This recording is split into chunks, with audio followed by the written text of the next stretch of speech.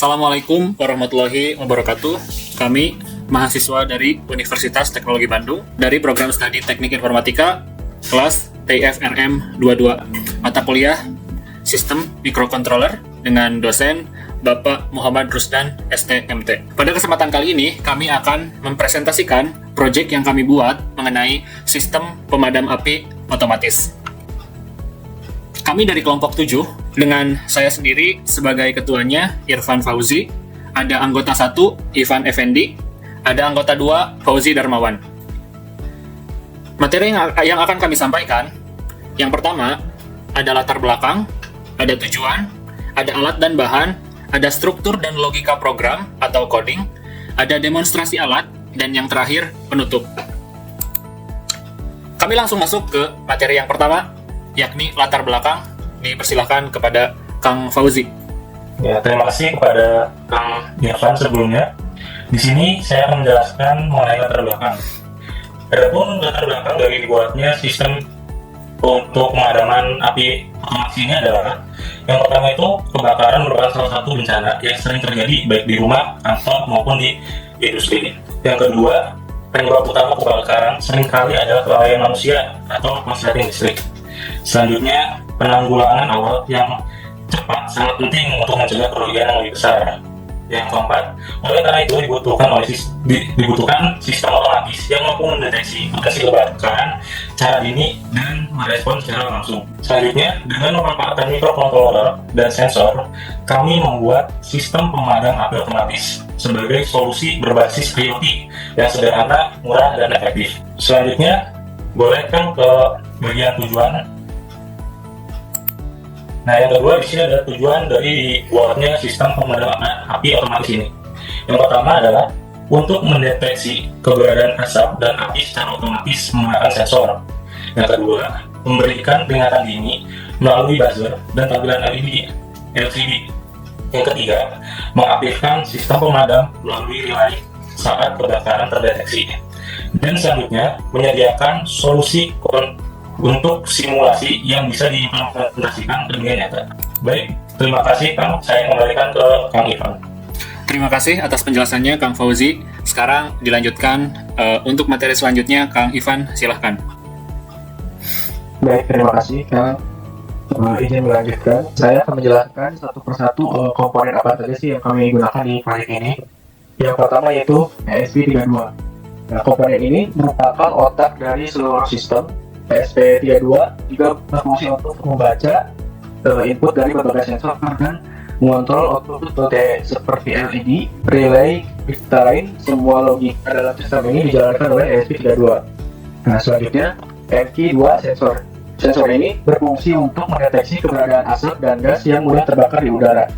Jika sensor ini membaca nilai di atas ambang batas, maka sistem akan menganggap itu sebagai potensi kebakaran.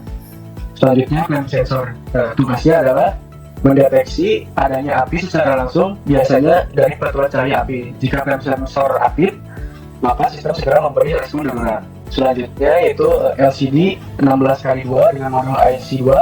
LCD ini digunakan untuk menampilkan status sistem, apakah dalam kondisi aman atau bahaya. Selain itu, dia juga bisa digunakan untuk menampilkan data suhu dan kelembaban jika ditambahkan sensor yang relevan. Selanjutnya buzzer. Nah, dalam proyek ini berfungsi sebagai alarm suara. Ketika terdeteksi kondisi bahaya seperti asap atau api, buzzer akan berbunyi sebagai peringatan audio bahwa telah terjadi sesuatu yang membahayakan. Selanjutnya LED warna merah dan hijau. Nah, kami menggunakan dua LED yang berbeda warna sebagai indikator visual. LED hijau menyala ketika sistem dalam kondisi aman, sedangkan LED merah akan menyala saat sistem mendeteksi bahaya. Selanjutnya relay.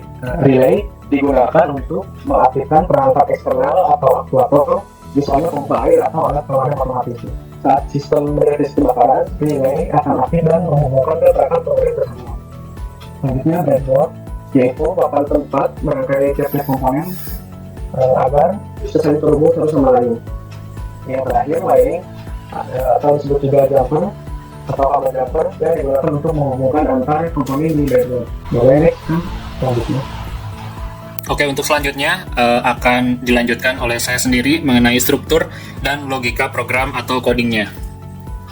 Nah, untuk penjelasan struktur dan logika program ini akan kami langsung jelaskan di simulatornya sendiri, yakni walkway. Saya akan fokus ke codingnya dan akan saya jelaskan perbagiannya. Yang pertama, di sini ada bagian yang pertama, yakni deklarasi library dan pin. Di atas ini ada deklarasi library terlebih dahulu. Nah, yang pertama ini ada library wire.h. Ini digunakan untuk komunikasi I2C antar perangkat. Lalu yang kedua ini ada library liquid crystal I2C.h. Ini untuk mengatur tampilan LCD dengan ukuran 20x4 via I2C.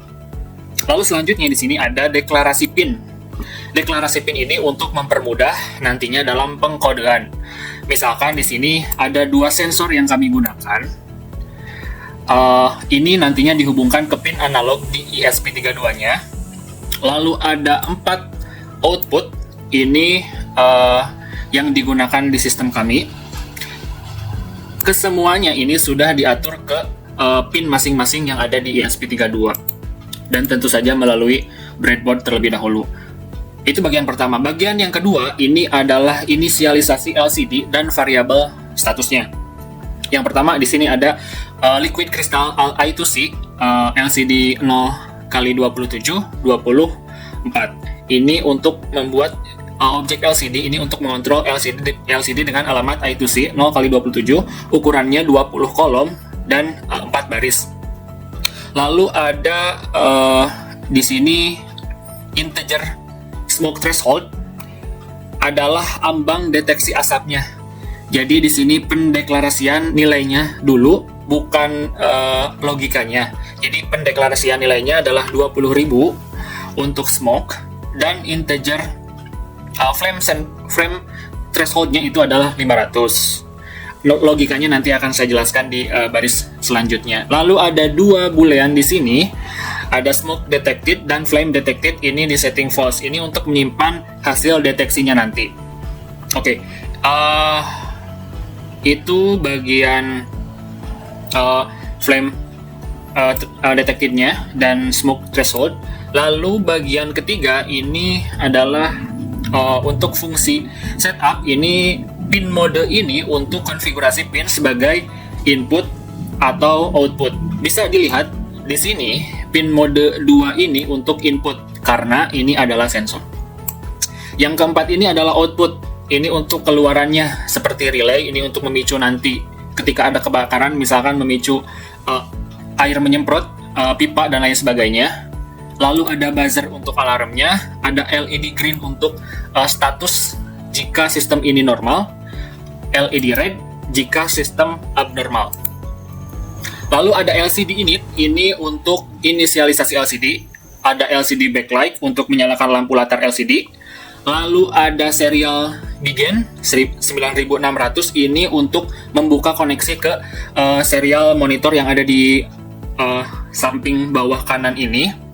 Sebenarnya fungsinya ini adalah untuk mempermudah dalam debugging ketika pengembangan sistem ini, dan tidak akan berpengaruh jika memang sistem ini sudah dijalankan secara real dan dipasang di lapangan. Tapi ini untuk mempermudah saja, untuk bisa melihat nilai sistemnya atau ketika ada error dan lain sebagainya. Lalu selanjutnya ada serial print 2 ini ketika si sistem dijalankan, simulasi dijalankan, tapi hanya muncul sekali lagi di serial monitor. Saya coba jalankan. Bisa dilihat di sebelah kanan bawah. Nah, ini langsung muncul system start dan auto fire extinguish system. Lalu selanjutnya ada LCD print. Di sini ini menampilkan judul daripada sistem yang akan muncul ke layar LCD utama di sistemnya. Bisa dilihat di baris pertama di LCD-nya. Itu bagian 3. Bagian 4-nya adalah fungsi loop di sini. Yang pertama, integer smoke value. Ini untuk membaca data dari sensor MQ2. Yang kedua, ini ada flame value untuk membaca data di flame sensornya. Lalu yang selanjutnya ada logika. Di sini ada logika deteksi smoke dan deteksi flame. Nah, di sini jika smoke value-nya yang diambil dari sini itu lebih besar daripada smoke threshold yang diberi nilai di atas tadi adalah 2000. Jika lebih besar, maka artinya asap atau smoke terdeteksi. Jika tidak, atau jika nilai smoke-nya itu di bawah 2000 tadi, dikurangi 50 ini apa? Ini adalah semacam margin untuk menghindari false trigger atau kesalahan sistem. Jadi dikasih batasan yang lebih besar atau lebih kecil kalau dalam posisi ini. Jika nilai smoke-nya itu lebih kecil daripada smoke threshold, maka smoke tidak terdeteksi. False di sini. Sama halnya dengan flame value, logikanya di sini jika flame value itu di bawah flame threshold, nah ini harus diperhatikan.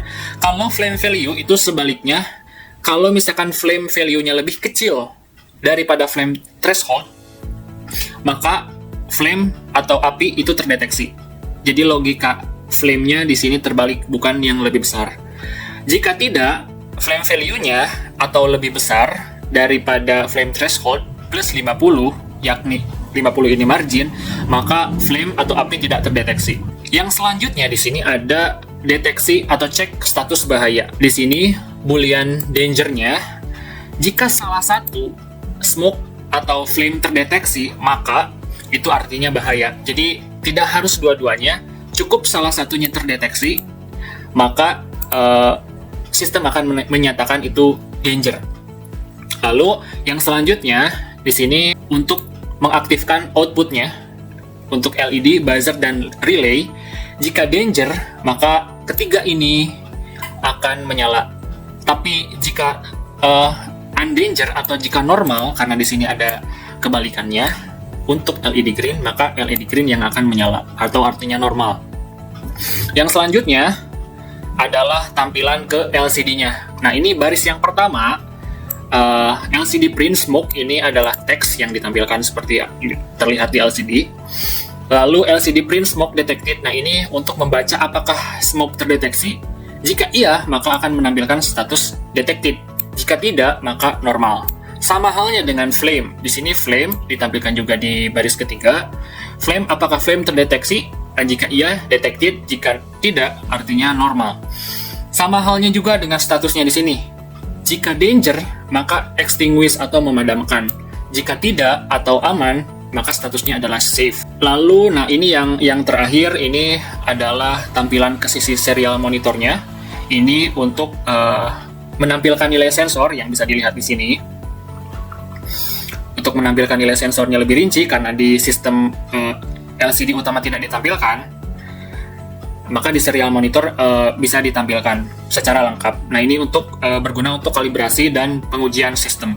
Lalu yang terakhir di sini ada delay 500. Ini jeda 0,5 detik agar tampilan dan pembacaan tidak terlalu cepat atau berkedip-kedip. Inti daripada apa yang saya jelaskan ini, bahwa program ini untuk membaca sensor asap dan api, untuk mengambil keputusan otomatis apakah bahaya terdeteksi, dan memberi peringatan visual, suara buzzer juga, dan memicu alat pemadam relay, menampilkan status secara real time di serial monitor dan LCD. Yang selanjutnya saya kembali dulu ke PPT.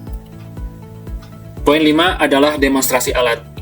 Tadi sudah saya jelaskan struktur, logika, dan programnya. Sekarang akan didemonstrasikan bagaimana penggunaan dan fungsi alat ini oleh Kang Ivan. Silakan, Kang. Selanjutnya, saya akan mendemonstrasikan dan menjelaskan bagaimana sistem pemadam api ini bekerja. Jika simulasi dijalankan, pada LCD akan langsung menampilkan status awal sistem, yaitu safe atau off. Padam. Nah, ini ada indikasi asap ataupun api pada saat itu. Selanjutnya, saya akan menaikkan nilai input pada sensor MT2 atau di sini berperan sebagai sensor asap secara manual di simulator waktu. Ya, ketika nilainya kita naikkan, maka LCD akan menampilkan keterangan bahwa mendeteksi adanya asap dan statusnya berubah menjadi extinguished. Lalu LED merah akan menyala. Ini menunjukkan bahwa sistem berada dalam kondisi darurat. Setelah itu, buzzer akan berbunyi sebagai alarm darurat peringatan. Nah, selanjutnya, jika kita naikkan input nilai pada perangkat time sensor, maka LCD akan menampilkan bahwa sensor mendeteksi api. Lalu LED merah akan menyala. Ini menunjukkan bahwa sistem berada dalam kondisi darurat sama seperti sebelumnya. Setelah itu akan berbunyi sebagai alarm darurat. Baik. Nah, di sini relay akan otomatis aktif yang menandakan bahwa alat pemadaman otomatis sudah dijalankan dan akan memicu untuk mengaktifkan perangkat eksternal seperti pompa air atau perangkat otomatis lainnya. Nah, ini sensor MP2 dan ini kita kembalikan ke kondisi awal. Sistem pun akan kembali ke status seperti di awal. LCD akan kembali menampilkan status safe dan LED berwarna hijau akan menyala yang artinya bahwa kondisi sudah kembali aman. Setelah itu, buzzer dan relay akan otomatis berhenti atau kembali ke dalam kondisi off. Nah, sekian penjelasan dan demonstrasi dari saya terkait sistem ini. Juga dari selanjutnya. Terima kasih. Oke, terima kasih Kang Ivan. Kita kembali ke PPT-nya, dan itu tadi penjelasan demonstrasi alat atau sistem yang kami buat. Selanjutnya kita masuk ke bagian penutup. Jadi proyek ini menunjukkan bahwa sistem pemadam otomatis bisa dibuat dengan biaya rendah dan teknologi sederhana. Walaupun masih berupa simulasi, sistem ini bisa dikembangkan untuk skala nyata. Bisa sekali. Semoga proyek ini dapat menjadi inspirasi dan dasar untuk pengembangan sistem keamanan berbasis IoT di masa depan. Jadi, walaupun proyek sistem pemadam api otomatis yang kami buat ini baru sekedar simulasi, tapi ini sangat bisa dan hampir sama persis ketika ingin diproyeksikan ke perangkat yang real dan dipasang di lapangan. Itu mengenai pemaparan sistem pemadam api otomatis yang bisa kami sampaikan. Semoga bermanfaat dan mohon maaf apabila ada salah kata. Terima kasih atas perhatiannya. Wassalamualaikum warahmatullahi wabarakatuh.